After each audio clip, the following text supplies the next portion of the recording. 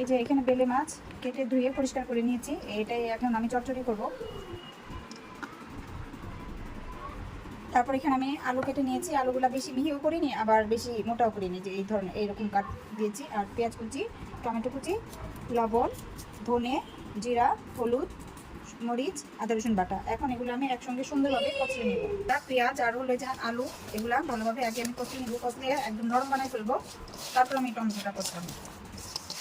আর এই হাতে মাখানো তরকারিটা রান্না করলে যখন মাখানো হবে, মাখানোটা খুব সুন্দর করে দিতে হবে, পেঁয়াজ আর আলুটা যেন নরম হয়ে আসে।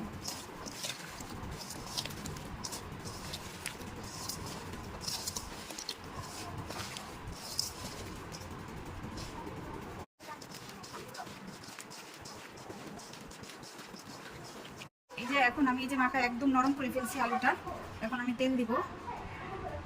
তেলটা একটু বেশি লাগে চচ্চড়িতে, এখানে আমি 3 কোষ তেল দিলাম। তেল দিয়ে আবার একটু মেখে নিলাম।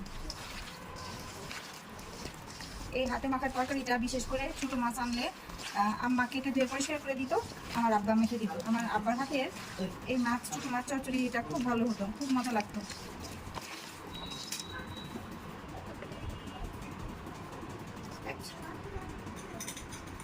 এখন দিয়ে দিলাম মাছ, এই মাছগুলো এখন আমি হালকা হাতে মিশিয়ে নিব। আর সাথে কাঁচামরিচ, আর এখানে এইটা হলো দেশি ধনেপাতা, আর এটা হলো বিলাতি ধনেপাতা। এটা এখন আমি হালকা হাতে মিশিয়ে নিব। আর কাঁচামরিচটা আমি কচলাই নেই, বেশি ঝাল বের হয়ে যাবে এই জন্য। আর তেলটা কেউ কম বেশি করে খেতে পারেন, আর ছোটো মাছের মধ্যে একটু তেলটা বেশি হলে ভালো লাগে আর কি। পানি বেশি দিব না, হাত ধুয়ে এখন পানিটা দিয়ে দিলাম।